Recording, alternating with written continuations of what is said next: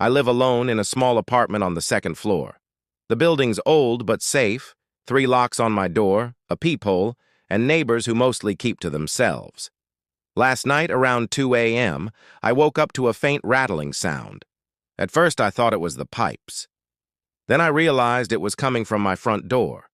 I lay in bed holding my breath, listening.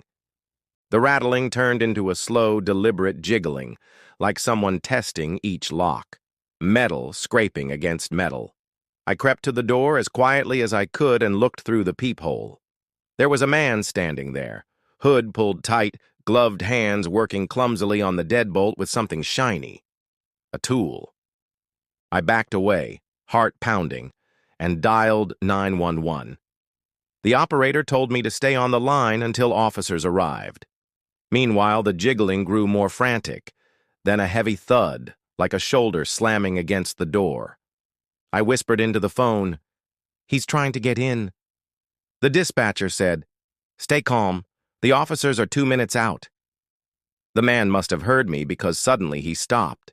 For the longest few seconds of my life, there was only silence.